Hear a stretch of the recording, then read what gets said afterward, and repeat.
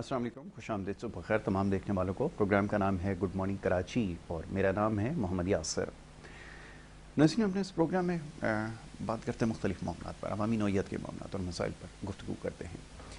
اور اب کیونکہ لوگوں کی جو سوچ کا محور اور مرکز ہے وہ ملکی سیاسی صورتحال ہے، اور ہر شخص یہ جاننا چاہتا ہے کہ آنے والے وقت میں کیا ہوگا، اور خاص طور پہ یہ فکر اس وجہ سے زیادہ لاحق ہے کیونکہ مہنگائی جو کہ پہلے بھی کبھی کسی دور میں کم نہیں تھی، اس میں بے پناہ اضافہ ہو چکا ہے، اور ایک انتہائی متنازع فیصلہ کیا گیا پیٹرول کی قیمتوں کے حوالے سے۔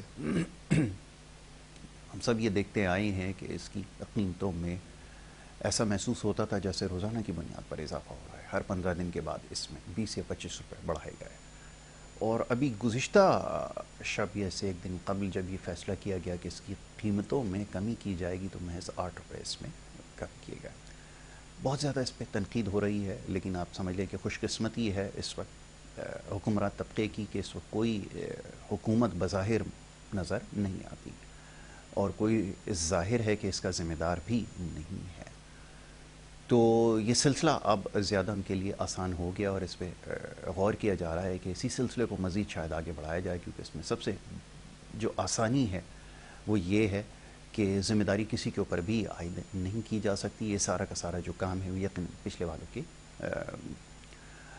اکاؤنٹ میں جاتا ہے کہ انہوں نے یہ سب کچھ کیا جس کی وجہ سے کچھ ہو رہا ہے۔ تو بہرحال یہ صورتحال اس کا ہمیں سامنا ہے، اور جتنے بھی سوالات موصول ہو رہے ہیں زیادہ تر مہنگائی کے حوالے سے ہی ہیں، اور لوگوں کی بے چینی میں، پریشانیوں میں روز بروز اضافہ ہوتا چلا جا رہا ہے۔ تو کوشش کریں گے ان معاملات پر گفتگو کریں، اور پروگرام کے اندر یہی سلسلہ رہا ہے، پچھلے کئی پروگرامز میں یہی موضوع زیر بحث آتا رہا، اور کوشش کریں گے ملک کی سیاسی صورتحال کے ساتھ ساتھ معاشی صورتحال کے اوپر گفتگو کی جائے۔ معزز مہمان اسٹوڈیوز میں تشریف فرما ہیں، ان کو سب سے پہلے خوش آمدید کہوں گا، اور اس کے بعد یہ جو سیاسی گہما گہمی میں اضافہ ہوا ہے گزشتہ روز بھی شہر کراچی میں جو کچھ ہوتا رہا، اس حوالے سے بھی گفتگو کی جائے گی۔ معزز مہمان انور خورشید تجزیہ کار نے تشریف فرمائے، ان کو میں خوش آمدید کروں گا۔ بہت شکریہ، بڑی نوازش انور بھائی پروگرام میں ہمیں وقت دینے کے لیے۔ اور سب سے پہلا سوال کہ وہ لندن سے فلائٹ کوئی چلے گی، یہاں پر آئے گی، میں دیکھ رہا تھا اب وہ سیاسی جلسے بھی ہوں گے، نعرے بھی لگائے جائیں گے، لیکن سن کر یہ محسوس ہوتا ہے کہ وہی پرانے نعرے ہیں، یہ وہی پرانی باتیں ہیں، وہی سب کچھ دوبارہ سے دہرایا جا رہا ہے۔ کیا آج ہم ان ساری چیزوں کے متحمل ہو سکتے ہیں؟ فرد واحد کوئی آ کر جس کے لیے کہا جا رہا تھا کہ مہنگائی سے نجات اور نہ جانے کیا کچھ، یہ سب کچھ ممکن ہو پائے گا؟ کیونکہ ماضی میں جب وہ تھے تو کوئی بہت آئیڈیل سچویشن نہیں تھی۔ چاہوں گا ذرا اس کے اوپر تجزیہ کیجئے، تبصرہ کیجئے، آپ کی کیا رائے ہے، فرمائیے۔ بسم اللہ الرحمن الرحیم۔ ملک کے اندر جو موجودہ حالات ہیں، اور جس میں خاص جو ایک بیانیہ جاری ہوا ہے نیریٹو کے میاں محمد نواز شریف 21 اکتوبر کو واپس پاکستان آ رہے ہیں، یا دوسرے طریقے سے کہیں کہ وہ 21 اکتوبر کو پاکستان کا دورہ کرنے آ رہے ہیں۔ بہت خوب۔ اور یہ دورہ چند ماہ پہ محیط ہوگا یا چند سالوں پہ ہوگا، ہو سکتا ہے 5 سال کا دورہ ہو، اور پھر یہ واپس چلے جائیں گے۔ بحیثیت قوم ابو کسی بھی سیاسی پارٹی کے اوپر سے آپ ایک نیشنل، ایک جو ایک سٹیزن آف پاکستان، ایک پاکستان کا عام شہری، آپ سوچیں کیا یہ ہمیں زیب دیتا ہے یا سوٹ کرتا ہے، یا ہمارے لیے بہتر ہے کہ ہمارے اوپر جس طرح 1947 سے لے کر 1857 تک 90 سال ہمارے اوپر وائس رائے آتے رہے، اب بھی ہمیں وائس رائز کی ضرورت ہے کہ وائس رائے آتے تھے انگلینڈ سے، جی، اب بھی ہمارے اوپر حکومت کرنے کے خوب۔ لیے لوگ انگلینڈ سے آئیں گے اور پھر وہ واپس چلے جائیں گے جب ٹرنیور ختم ہوگا، جیسے ایک ڈپٹی کمشنر کا ٹرنیور ختم ہوتا ہے، یا جیسے کسی اور انتظامیہ کے کسی افسر کا ایک ٹرنیور ہوتا ہے 3 سال 5 سال کا، کسی جگہ پہ وہ ختم ہوتا ہے تو واپس وہ اپنی جگہ پہ یا دوسری جگہ پہ چلا جاتا تھا۔ کیا ایسے ہمیں پولیٹیکل لیڈر چاہیے جو باہر سے آ کر ہمارے کو حکومت کر کے چلے جائیں گے، یا ہمیں خادم قسم کے پبلک سرونٹ، جیسے ویسے پبلک سرونٹ تو ہمارے عام طور پہ کہا جاتا ہے، یہ جو ہماری افسر شاہی ہے، جو ہماری بیوروکریسی اس کو کہا جاتا ہے، مگر بیسیکلی تو پبلک سرونٹ تو یہ ہوتے ہیں جو اوپر ہمارے الیکٹڈ نمائندے ہوتے ہیں سیاسی پارٹیوں کے، جس سے وزیر اعظم سے لے کے نیچے چھوٹے سے چھوٹے عام بغیر محکمہ کے ایم پی اے تک جو ہوتا ہے وہ ہمارے اوپر یہ ہوتے ہیں، ہمارے سرونٹ ہوتے ہیں، کیونکہ عوام کے ٹیکس کے پیسوں سے ان کو سیلریز ملتی ہیں، یا جو مراعات ہیں جو ان کے پاس بیسیکلی اب ہم کہتے ہیں کہ نہیں ہونی چاہیے، وہ ملتی ہیں عوام کے ٹیکس کے پیسوں کی ہوتی ہیں۔ تو لہٰذا یہ بیانیاں دینا کہ اگر کہ وہ واپس آ کے وہ ہمارے اوپر حکومت کریں، تو اب آپ اس کو چلے جائیں جو انہوں نے پچھلے 16 ماہ حکومت کی ہے پاکستان مسلم لیگ نون نے، وزیر اعظم پاکستان مسلم لیگ کا تھا، اور اس سے پہلے جو انہوں نے 2 وزیر اعظم ان کے گزرے ہیں، شاہد خاقان عباسی اور محمد نواز شریف، اور اس سے پہلے میاں نواز شریف نے 2 دفعہ حکومت کی، 1988 سے لے کر 1999 تک جو بیچ میں یہ سال گزرے ہیں 2 دفعہ حکومت کی۔ تو کیا ان 4 حکومتوں میں خاص طور پر کہ پاکستان نے کتنی ترقی کی ہے اور اس ترقی کو ہر دفعہ کیوں روکا گیا ہے، اس پہ بھی بحث ہونی چاہیے۔ اگر میاں محمد نواز شریف آتے ہیں تو سب سے پہلے، اور وہ الیکٹ ہو کے وزیر اعظم بنتے ہیں، تو سب سے پہلے ان کو چاہیے کہ جو 4 دفعہ ان کی حکومتوں کو، 3 دفعہ جو ان کی حکومتوں کو گرایا گیا ہے، اس کا احتساب ان کو کرنا چاہیے سب سے پہلے۔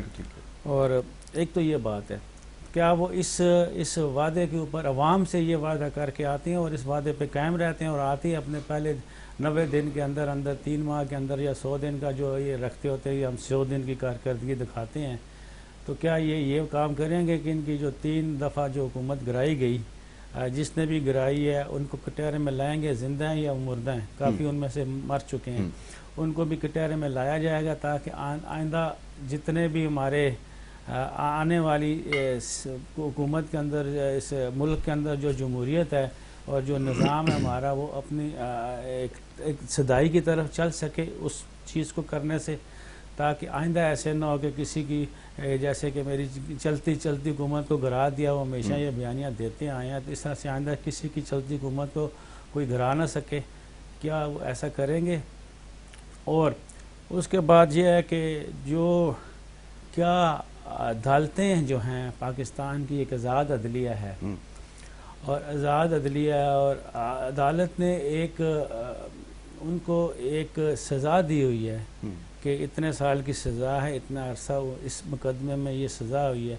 کیا وہ آتے ہی وہ سزا جو ہے ان کی آتے ہی ایئرپورٹ سے پہلے ختم ہو جائے گی؟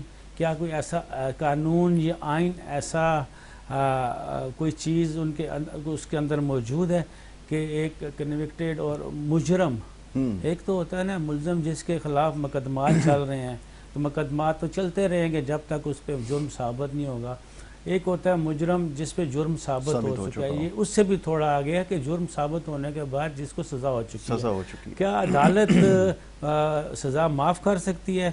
کیا عدالت اگر سزا معاف کرتی ہے تو اس کا بھی کوئی پروسیجر ہوگا، ایک لائحہ عمل ہوگا کہ وہ پہلے آئیں گے، آتے ہی ان کو ایئرپورٹ سے، جو ایئرپورٹ کے جو سارے دروازے ہیں جس کے اندر VIP لاؤنج بھی شامل ہے، اس کے بغیر ہی ان کو جہاز کے اوپر سے، جیسے ہی وہ نیچے زمین پہ پاؤں رکھنے کے بغیر ہی ان کو بختر بند گاڑی میں ڈال کے جیل لے جایا جائے گا، اور جیل میں کوئی ٹرائل والی تو بات ہے نہیں کہ جیل میں تو وہ اپنی جگہ پہ آ جائیں گے، اس کے بعد وہ کوئی اپلیکیشن لکھیں گے کہ میری سزا میں معافی دی جائے۔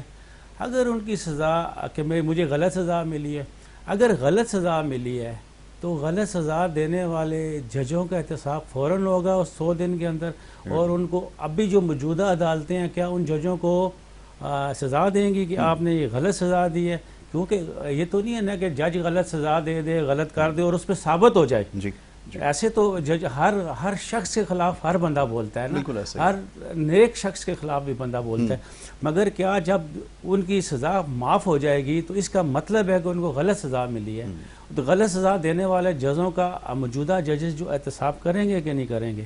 اگر یہ نہیں ہو سکتا کہ جی جو مٹی پاؤ والی بات ہے، ایک قسم کا این آر او دینا ہے، تو این آر او تو پھر عوام کو ملے نا. کیا اچھی بات ہے. این آر او پورے کا پورا این آر او عوام کو دیا جائے. عوام کو این آر او ایک ہی طریقے سے دیا جا سکتا ہے، وہ ایک واحد طریقہ ہے کہ عوام کی جان چھڑائی جائے ان تمام سابقہ پولیٹیکل لیڈروں سے، ان تمام سابقہ جو حکومت کر چکی ہیں یا اپوزیشن میں رہ چکی ہیں. بہت ساری ایسی جماعتیں ہیں کہ جو 1947 سے اپوزیشن میں ہیں. انور بھائی، عوام کیوں نہیں مسترد کرتی؟ سوال یہ پیدا ہوتا ہے. آپ نے کہا جان چھڑائی جائے، یقیناً جو چند لوگ ہیں جو سیاست کو سمجھتے ہیں اور معاملات کو سمجھتے ہیں، وہ کافی عرصے سے اس چیز کا تقاضا کر رہے ہیں کہ اب یہ جو چہرے ہیں ان کو تبدیل ہونا چاہیے. لیکن کیا کریں، کل بھی میں دیکھ رہا تھا کہ وہی نعرے بجلی سے لوڈ شیڈنگ سے جان چھڑانے والا کون ہے، مہنگائی کم کرنے والا، اور نہ جانے کس کس قسم کی باتیں ہو رہی تھی، اور لوگ آگے سے تالیاں بجا رہے ہوتے ہیں. جب یہ سیاسی ماحول ہو، جب لوگ آپ کو ایسے میسر ہوں، تو پھر آپ کیسے ان سے جان چھڑا سکتے ہیں؟ میں نے اور آپ نے تو بیٹھ کر فیصلہ نہیں سنانا، فیصلہ تو عوام نے سنانا ہے، اور جو عوام کا فیصلہ ہوگا وہ پھر سب کے لیے قابل قبول ہونا چاہیے. ذرا فرمائیے کہ عوام کب بیدار ہوں گے، کب ان کو یہ سمجھ میں آئے گی؟ دیکھیں جی، عوام کا جو ہے کہ آپ اپنی عوام کو سب سے پہلے آپ کمپیئر کریں دنیا کے ساتھ، کہ دنیا کی جو نیشنز ہیں، مختلف وہ ترقی یافتہ نیشنز ہیں، ان کی جو عام آدمی جو سٹیزن ہیں، ان کا شعور کا ایک لیول ہے جو ہے نا. ہم آئی کیو لیول کی بات نہیں کر رہے، ہم شعور کی بات کر رہے ہیں. اس کے شعور کے لیول کو چیک کرنا ہے کہ ہمارا شعور کس لیول پہ ہے. پھر جب آپ عام جنرل پبلک، جو عام پڑھے لکھے لوگ ہیں، جو زیادہ صرف کتابیں پڑھ کے تھوڑا بہت سمجھداری کی بات کرتے ہیں، تو وہ اپنے دائیں بائیں دیکھتے ہیں. آپ دائیں بائیں سے تھوڑا باہر چلیں. آپ اگر اربن آبادی کی بات کرتے ہیں تو ہماری اربن آبادی ہے کتنی؟ آپ کے گاؤں دیہاتوں میں کتنے لوگ ہیں؟ گاؤں دیہاتوں میں سارے کے سارے بے شعور قسم کے لوگ نہیں ہوتے. وہاں پہ بہت زیادہ ماشاءاللہ سمجھدار لوگ ہوتے ہیں، مگر اکثریت وہاں پہ ایسی ہے کہ ان کو اپنی 2 وقت کی روٹی اور روزمرہ کا جو ان کا سسٹم ہے، بس اس سے زیادہ آگے نہیں بڑھتے، نہ دنیا میں نہ دین میں. دونوں طرح سے ان کی چیزیں محدود ہوتی ہیں. تو لہٰذا عوام کے اندر شعور بیدار کرنے والی بات ہے کہ اس کے لیے شعور کو بیدار کیا جائے. اور شعور بیدار کرنے وہی کر سکتا ہے کہ جس کے ہاتھ میں طاقت ہے. جس کے ہاتھ میں طاقت ہے، وہ آپ کی طاقت مدرسے کے اندر ہو، آپ کی طاقت جو ہمارے انگریزی اسکول ہے، یہ مدرسہ اسکول کو ہی کہتے ہیں، مگر وہ دوسرے جو پہلی دوسری تیسری چوتھی پانچویں جماعت والے اسکول ہیں، ان اسکولوں کے اندر یہ طاقت ہو، یونیورسٹیوں کے اندر یہ طاقت ہو، یا پھر آپ کے پاس کوئی ایسا لیڈر جو لیڈر آپ کے دنیا میں ہم نے بڑے بڑے جیسے ماؤ زے تونگ ہو گیا، جیسے اتا ترک ہو گیا، جیسے ہم نے اور بہت سارے ایسے لیڈر دیکھے. ہمارے اپنے قائد اعظم محمد علی جناح ایک لیڈر تھے، جیسے اس کے ساتھ گاندھی جو اس وقت وہ ہندوستان میں وہ لیڈر تھے. اس قسم کے جو لیڈر جنہوں نے قوم کو بیدار کرنا، ایسا لیڈر کوئی قوم کو بیدار کرنے والا اگر مل جاتا ہے اور قوم اپنی کسی شعور کی ایک لیول کو پہنچ جاتی ہے، تو اس لیول پہ پہنچنے کے بعد ہی وہ عوام جو ہے نا اپنے آپ کو چن سکے کہ یہ سال 2 سال 5 سال 10 سال کی بات نہیں، اس میں عرصہ لگنا ہے. تو لہٰذا اس لیول کو دیکھنے کے لیے وہ طاقتیں جن کے پاس اختیارات ہیں، وہ طاقتیں جو الیکشن کو کسی طرف بھی لے جا سکتی ہیں، چناؤ جو ہوتا ہے کس پارٹی کو چن کے لانا ہے، کون سی پارٹی سامنے آئے گی، ان کو دیکھنا چاہیے کہ جو بیسٹ ان کو لگے. یعنی کہ ایک اویلیبلٹی بھی ہے ہمارے پاس نا، اویلیبل ہے، اچھے لوگ آگے کم آتے ہیں، تو اچھے لوگوں کو چن کے آگے لایا جائے.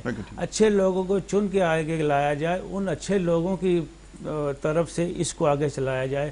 اب بھی اگر تھوڑا سا وقت، آلریڈی وقت تو لے لیا ہے نا، ابھی وہ 3 مہینے کے اندر الیکشن کی تو کوئی صورت کسی بچے کو نظر نہیں آتی.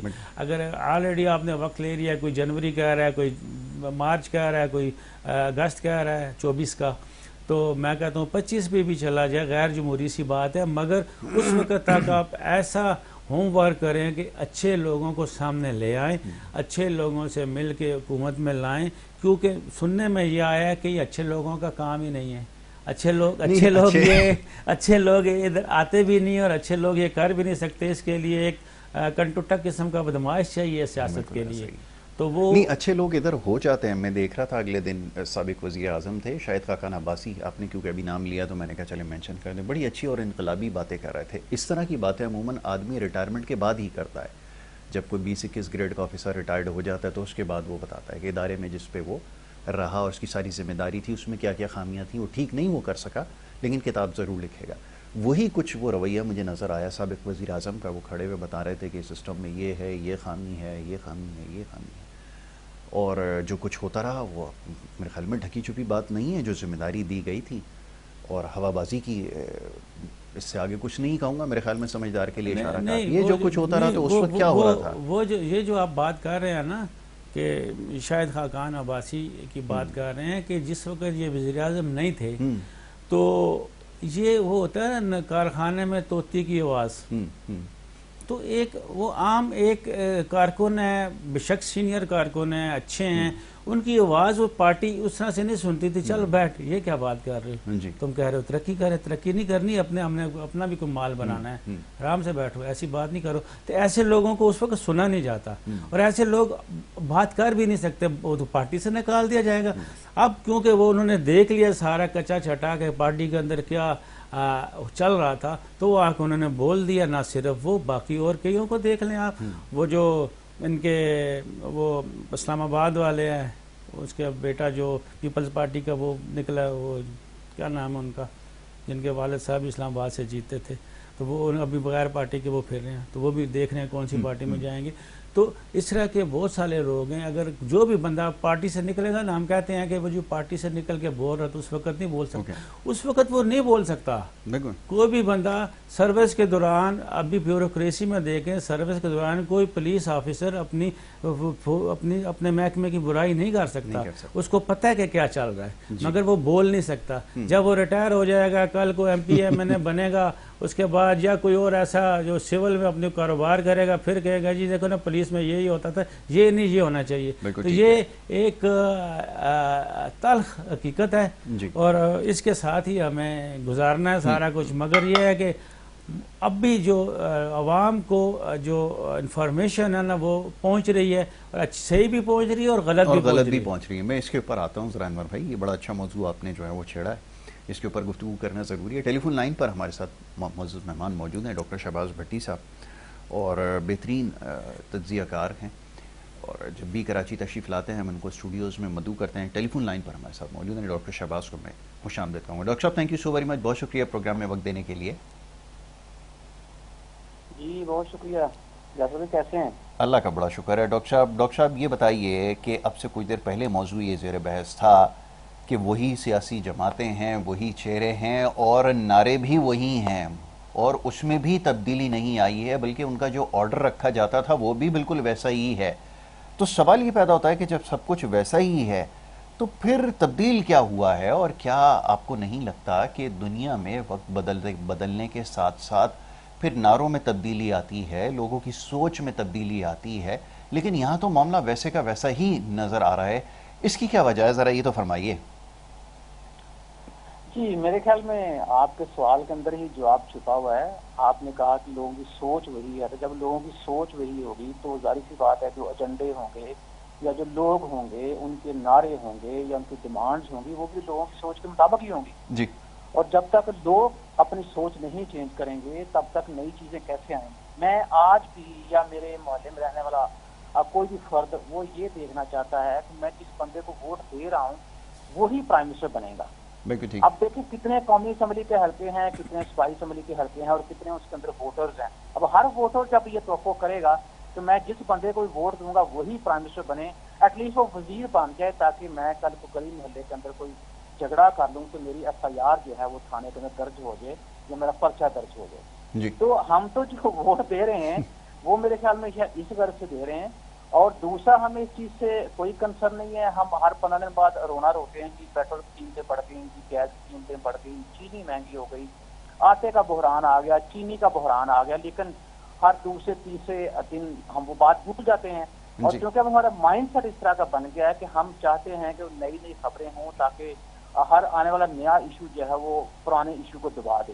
جی میرے خیال میں اور جو میں نے پہلے بھی آپ کو بات کہی تھی کہ اس قوم کے ساتھ جو سب سے بڑا وہ حادثہ ہوا وہ یہ کہ اس قوم کو ان پڑھ رکھا گیا. تو جب کوئی بھی قوم اس کو ان پڑھ رکھا جاتا ہے تو پھر میرے خیال میں آپ اس قوم سے یا اس قوم کے لوگوں سے ان کے لیڈروں سے کوئی بڑی توقعات وابستہ نہیں کر سکتے. اور آپ دیکھیں جو میں بات آپ سے کر رہا ہوں کیا واقعی سرکمسٹانسز جو ہیں پاکستان کے اندر ایسے ہی پرویل نہیں کر رہے. بالکل اس طرح آپ دیکھیں اپنے گردوں میں حالات بالکل ویسے ہی ہیں. ہر 15 دن بعد تیل بڑھتا ہے, لوگ تھوڑا چیخو پکار کرتے ہیں, اس پر پھر خاموش ہو جاتے ہیں. تو میرے خیال میں سب سے پہلے اس کے اندر جو بات بڑی ضروری ہے وہ لوگوں کو اپنا فیوچر ڈھونڈ رہے ہیں. جب لوگ اپنے فیوچر کے بارے میں بات کریں گے, فیوچر کے بارے میں سوچیں گے تو آٹومیٹکلی چیزیں ساری چینج ہو جائیں گی. تو اوپر والی لاٹ کب چینج ہوگی نا, جب نیچے والی لاٹ جو ہے جیسے عام آدمی جو ہے الیکشن کے تھرو اچھے لوگوں کو چوز کر کے اوپر لے کے آئیں گے. تو جب تک نیچے سے وہ صفایا نہیں ہوگا اوپر والے لوگوں سے آپ کیسے توقع کرتے ہیں تو آپ کے فیوچر کے بارے میں کوئی اچھا فیصلہ کریں. بالکل بالکل آپ نے صحیح کہا کہ یہ بڑا مشکل ہوگا. اور دوسرا یہ کہ جیسے ابھی تعلیم کی بات کی, کیونکہ آپ کی تو براہ راست اس سے وابستگی ہے اس شعبے کے ساتھ, درس و تدریس کے ساتھ. ڈاکٹر صاحب مثالیں دینا تو یقیناً بڑا آسان ہے, لیکن یہ جو ترقی یافتہ ممالک جنہیں آج ہم کہتے ہیں, آپ تو بہت سارے ممالک میں رہے, آپ نے پڑھایا وہاں پر, ساری چیزوں کو آبزرو کیا, یہ پروگریس کیسے ہوتی ہے یہ تو ذرا بتائیے سوسائٹی کے اندر. اور ظاہر ہے کہ ہر ملک میں, پوری دنیا میں طریقہ یہی ہے کہ لوگ سیاست کے لیے کوئی نہ کوئی طریقہ اختیار کرتے ہیں, لیکن یہ ایجوکیشن ساتھ کیسے پروگریس کرتی ہے, کیسے پراسپیرس ہوتی ہے, یہ تو ذرا بتائیے. کیا وہاں پہ بھی اس کو سپریس کرنے کی کوشش کرتے ہیں, کیا اپنے مفادات میں ان تمام چیزوں کو استعمال کرنے کی کوشش کی جاتی ہے, یہ ذرا فرمائیے گا. دیکھیں بات یہ ہے کہ آپ جن ممالک کی بات کرتے ہیں, G7 کی بات کریں, G20 کی بات کریں یا اور ریجنل بلاکس کی بات کریں, اس میں ایجوکیشن جو ہے وہ پرائمری سیکٹر ہے. گورنمنٹ کی ایسی پالیسیز ہیں.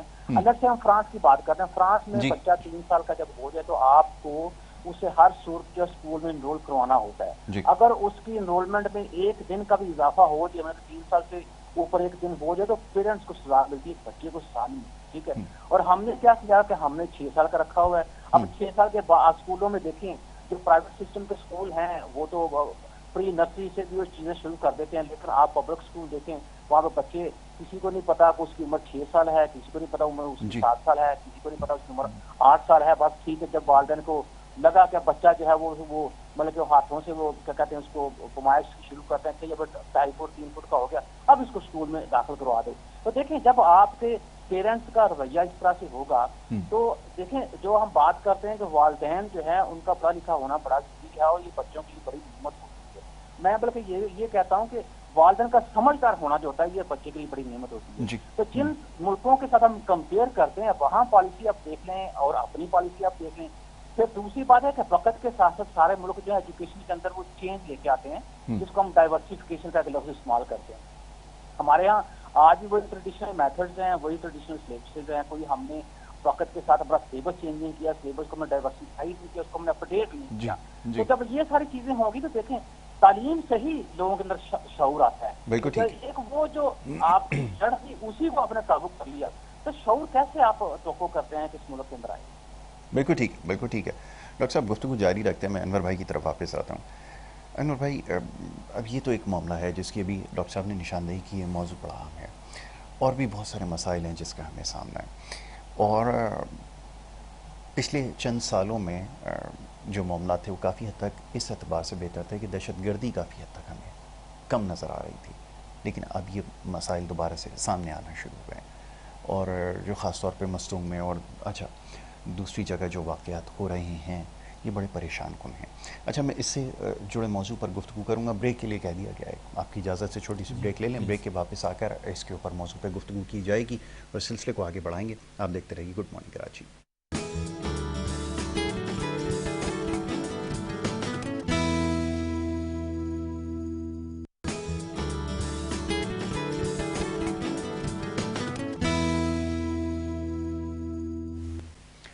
پروگرام میں آپ کو ایک دفعہ پھر خوش آمدید کہیں گے. بریک پہ جانے سے پہلے گفتگو کا سلسلہ جاری تھا.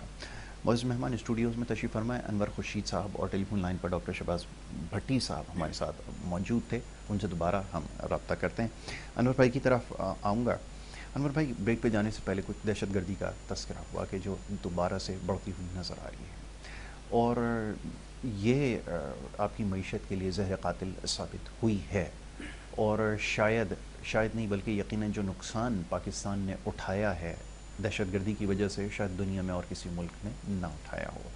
یہ سب کہہ دینے کے بعد یہ آپ سے پوچھنا چاہوں گا کہ آپ کو کیا سمجھ میں آتا ہے کہ اس کو کیسے کنٹرول کیا جائے گا؟ مقتدر حلقے اور ادارے جو ہیں وہ اس کے بارے میں سوچ رہے ہیں؟ کیا اس کے اوپر واقعتاً اب کنسنسس ڈیولپ کر کے اس مسئلے کو ہمیشہ کے لیے ختم کرنے کی ضرورت ہے؟ کیونکہ اگر ایسا نہیں ہوگا تو پھر معاملات، چاہے کوئی بھی حکومت ہو، کوئی بھی آئے، کوئی جیل میں جائے، کوئی باہر آئے، اس سے کسی کو فرق نہیں پڑے گا۔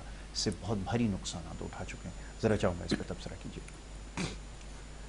یہ ملک کے اندر جو دہشت گردی کی لہر پہلے چلی تھی، پھر بند ہوئی، پھر چل رہی ہے ابھی 12 ربیع الاول کو جو 3 واقعات ہوئے ہیں، اصل میں اس کے اندر انٹیریئر جو ہمارا سیٹ اپ ہے اس کا کوئی عمل دخل نہیں ہے۔ یہ سارے کے سارے اس کے تانے بانے ملتے ہیں ہمارے جو ہاسٹائل نیبر کنٹریز ہیں ان کے ساتھ۔ تو یہ ایک مضبوط قسم کی فارن پالیسی چاہیے اس کے لیے، اور وہ فارن آفس کی نہیں ہونی ہے، وہ ساتھ میں ہماری پاک فوج بھی اس میں شامل ہو، اور فارن آفس صرف اکیلا اس کی ذمہ داری نہیں ہے یہ۔ تو یہ اپنی اگر ان کی پالیسی ان کے ساتھ اگر کسی جگہ پہ ویک ہوئی ہے تو اس کو دوبارہ اپنی اس سطح پہ لانے کی ضرورت ہے، تاکہ یہ عام طور پر جو بھی ہے ہمارے جو نیبرنگ کنٹریز ہیں ویسٹ کی طرف، وہاں سے یہ دہشت گردی کے واقعات اس طرف سے زیادہ ہو رہے ہیں، خاص طور پہ افغانستان سے اور ایران سے بھی ہو رہے ہیں۔ تو لہٰذا اس چیز کو جو اب آپ فارن پالیسی آپ کی افغانستان کے ساتھ بہت بہتر ہونی چاہیے۔ افغانستان کے جو لوگ یہاں پہ پاکستان کے اندر آئے ہوئے ہیں غیر قانونی طور پہ، ان کے ساتھ کچھ ایسا سلوک کیا جائے، ایسی ترتیب بنائی جائے کہ ہاسٹائل بھی چیزیں نہ ہوں اور وہ لیننسی بھی نہ ہو، ایک درمیانہ راستہ اختیار کرنا چاہیے اس چیز کے لیے۔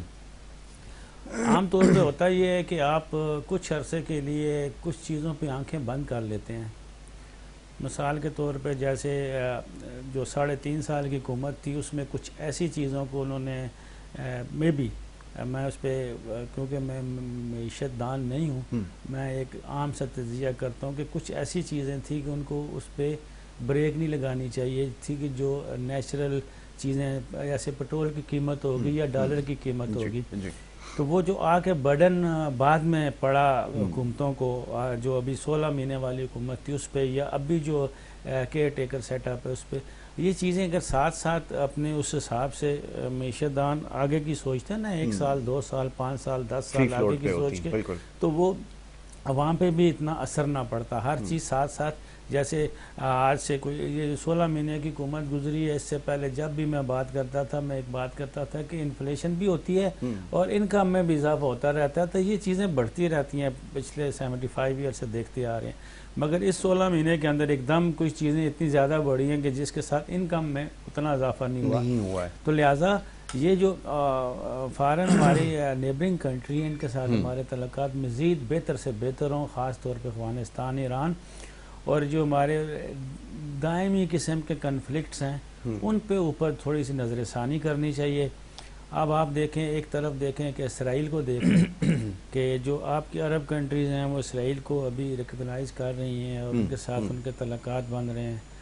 کیا اس کے اوپر بیٹھ کے سب کو سوچنا چاہیے کہ اسرائیل کے بارے میں ہمارا موقف کیا ہونا چاہیے، کیا ہونا چاہیے؟ میں بالکل یہ نہیں کہہ رہا کہ ہم اسرائیل کو ریکگنائز کر لیں، نہیں، اپنی رائے کا اظہار کر سکتے ہیں۔ دیکھیں، لیکن خیال یہ ہے کہ ہمارے جو ابھی سطحی معاملات ہیں ہمیں شاید پہلے اس کی طرف سوچنا پڑے گا، کیونکہ ہم تو ابھی دنیا کے ان ممالک میں ہمارا شمار ہوتا ہے جہاں پینے کا صاف پانی نہیں ہے، چلنے کے لیے سڑک نہیں ہے۔ شہر کراچی کے اندر ابھی میں آگے آؤں گا، ذرا وقت مختصر ہے، چاہ رہا ہوں ذرا یہاں کی بھی بات کر لی جائے نا کہ یہاں کیا صورتحال ہے۔ ابھی تو ان مسائل کا سامنا ہے جو دنیا میں सालों पहले, कई दहाइयों पहले हल हो चुके हैं, जिनका आज नामो निशान नहीं है।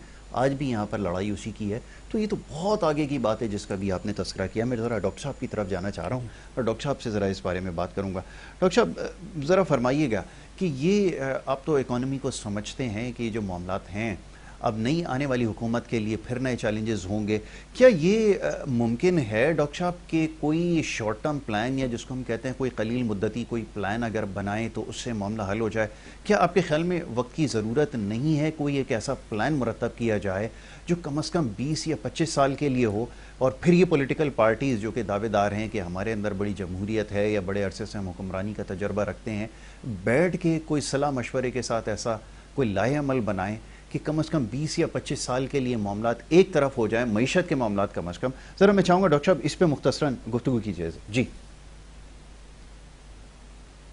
डॉक्टर साहब से मैं मेरे ख्याल में लाइन पर इस वक्त नहीं है, आवाज़ मेरी जो है वो तक नहीं पहुँच रही। जी डॉक्टर साहब जी। यही हम बात कर रहे हैं कि इकोनॉमिक हमें को पॉलिसी जो है बड़ी कॉम्प्रिहेंसिव बनानी चाहिए, ताकि 20-25 साल तक सारे जो स्टेक होल्डर्स हैं उनको पाबंद किया जाए कि ये इकोनॉमिक पॉलिसी जब हम लॉन्च करेंगे तो कोई बंदा अगर इस इकोनॉमिक पॉलिसी को नुकसान पहुंचाता है तो हमें उसको पनिश करना होगा या हम उसको पनिश करेंगे। लेकिन इकोनॉमिक पॉलिसी को गवर्नमेंट चेंज हो जाए लेकिन उसको हम चेंज नहीं करेंगे। रही बात शॉर्ट टर्म की, आप देखें अभी जो SIFC का मंसूबा है वो मेरे ख्याल में उसी शॉर्ट टर्म कड़ी का एक हिस्सा है कि जिसके थ्रू वो ये सोच रहे हैं कि इस मंसूबे को लॉन्च करें, कम से कम जो एग्रीकल्चर प्रोडक्ट्स हैं या एग्रीकल्चर आइटम्स है उसके अंदर हम खुद कफालत वो हासिल करें, ताकि किसानों को जितना ज्यादा हम सेव कर सकें वो उतना ही ज्यादा बेहतर है। और इसके बगैर मैं नहीं समझता कि आगे कुछ चीजें जो मूव करेंगे। और अब ये चीज का इदराक इन लोगों को हो रहा है और ये लॉन्ग टर्म और शॉर्ट टर्म दोनों मंसूबों के ऊपर जो है ये बातचीत भी जारी है।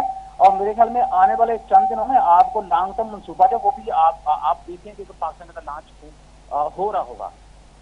अल्लाह करे ऐसा ही हो जैसा भी आपने कहा है कि कोई ना कोई लॉन्ग टर्म प्लान भी हमें मिल ही जाए।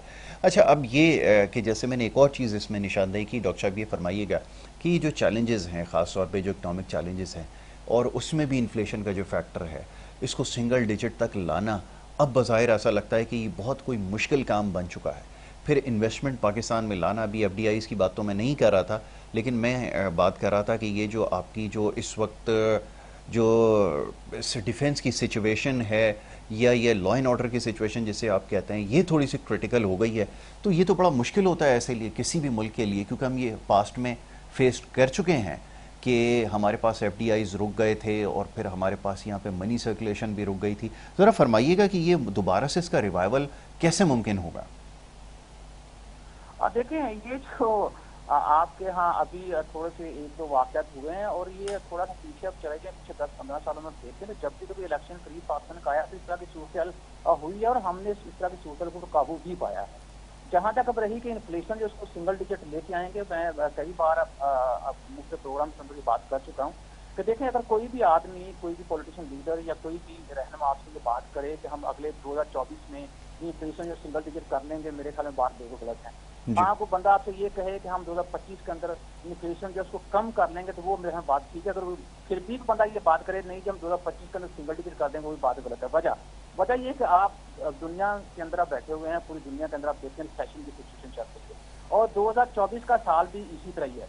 तो जब जिस दुनिया के अंदर आप बैठे हैं, जिसको ग्लोबलाइज विलेज कहते हैं, जब विलेज के अंदर थोड़ा बहुत चेंज आता है तो आपके घर को भी मुतासर करता है। तो मेरे ख्याल से मार्च 2025 के बाद जो है पूरी दुनिया के हालात ठीक होना शुरू होंगे, तो उसके बाद पाकिस्तान की जो इकोनॉमिक सिचुएशन है उसके ऊपर भी उसके मुस्बत असर पड़ेंगे और फिर इन्फ्लेशन जो है वो भी मेरे तक कंट्रोल होता हुआ नजर आएगा। लेकिन इससे पहले बिल्कुल बात गलत है। जी जी, बिल्कुल ठीक है।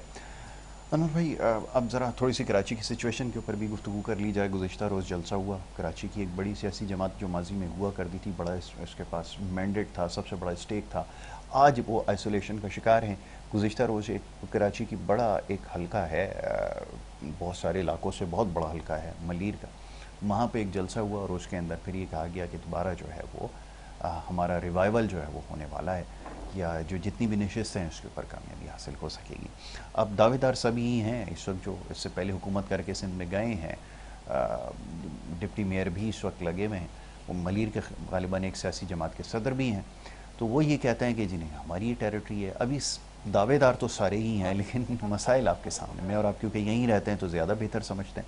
मेरा चाहूँगा इस पर तबसरा कीजिए کیا اس کا مستقبل ہے؟ جی دیکھیں جی، یہ سیاسی جماعتیں جتنی بھی ہیں، خاص طور پر وہ سیاسی جماعتیں جن کے پاس نیشنل اسمبلی میں تعداد جن کی کم رہتی ہے، کیونکہ وہ تھوڑی لوکل ہوتی ہیں، جیسے بلکہ ایک تو سیاسی جماعت ہماری ایسی ہے کہ وہ پوری پاکستان میں ہر جگہ پہ ہے، جہاں پہ پی ٹی آئی یا مسلم لیگ نون یا پاکستان پیپلز پارٹی نہیں ہے نا، وہاں پہ بھی وہ ہے جماعت اسلامی، مگر ان کی جو نیشنل اسمبلی میں اور سینٹ میں ایک ایک سیٹ ہوتی ہے، تو ان کو اکثریت کبھی بھی نہیں ملی۔ تو اس قسم کی سیاسی جماعتوں کو یہ چیز سوچنا چاہیے کہ آپ جس طرف آپ کو کوئی لگاتا آپ اس طرف لگ جاتے ہیں۔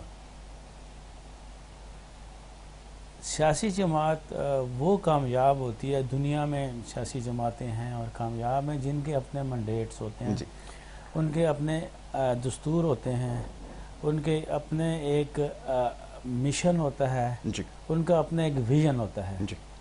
تو ویژن اور مشن اور منڈیٹ اور دستور وہ سارا کچھ لے کے بننا ہوا تو سب کا ہوتا ہے، مگر اس پہ عمل نہیں کرتے، وہ ڈکٹیشن پہ چلتے ہیں۔ ڈکٹیشن پہ اس لیے چلتے ہیں کہ ان کو اقتدار چاہیے ہوتا ہے، ان کو اقتدار کے اندر کچھ چاہیے ہوتا ہے۔ اگر اقتدار میں نہ بھی ہوں تو اقتدار کے اندر جو یعنی کہ وزارتیں ہوتی ہیں وہ چاہیے ہوتی ہیں، تو وہ انہیں ملتی ہیں۔ اگر یہ وزارتوں کا پیچھا چھوڑ دیں، یہ اقتدار کا پیچھا چھوڑ دیں، اپوزیشن یا فرنٹ بینچوں پہ بیٹھنے والی بات کو چھوڑ دیں، اگر ٹرو پارٹی کی اس مشن اور ویژن پہ چلیں تو پھر یہ لوگ کامیاب ہوتے ہیں۔ اب جب ایک ہوتی ہے ریڈ جھنڈی ایک ہاتھ میں اور ایک ہاتھ میں ہوتی ہے سبز جھنڈی، جب سبز جھنڈی اوپر ہوتی ہے تو آپ جلسے شروع کر دیتے ہیں، جب سبز جھنڈی نیچے، جب ریڈ جھنڈی ہوتی ہے تو آپ کے اوپر میڈیا بھی بند، آپ کے اوپر میڈیا بھی بند ہو جاتا ہے۔ اب یہ سبز جھنڈی کھلی ہے، لندن کے دونوں لوگوں کے لیے سبز جھنڈی ابھی کھلی ہے، ایک کی تھوڑی سی کھل گئی ہے، ایک کی کبھی ریڈ ہو جاتی ہے، ابھی سبز ہو جاتی ہے۔ تو آپ سبز جھنڈی، تمام سیاسی پارٹیاں سبز جھنڈی اور ریڈ جھنڈی کو چھوڑ کر اپنے جو آپ کا ایم اور مشن اور ویژن ہے اس کے اوپر چلیں گے تو کامیاب ہیں، ورنہ یہ ساری عمر چلتا رہے گا۔ بہت خوب۔ آخری جملہ میں چاہوں گا ذرا ڈاکٹر شہباز سے لے لیا جائے، اور ڈاکٹر صاحب آخر میں چاہوں گا کہ ذرا کمنٹ کر دیجئے کہ خاص طور پہ جو عام انتخابات کے حوالے سے جو اسپیکولیشن جاری ہے، قیاس آرائیوں کا سلسلہ جاری ہے، فرمائیے گا کہ آپ کی کیا رائے ہے، کیا سوچ ہے، کیا پریڈکٹ کر سکتے ہیں اس سسٹم کو اور اس جو جاری صورتحال ہے اس کو دیکھتے ہوئے، کیا عام انتخابات کا جو انعقاد ہے وہ ممکن ہے اس وقت؟ یہ ذرا فرمائیے۔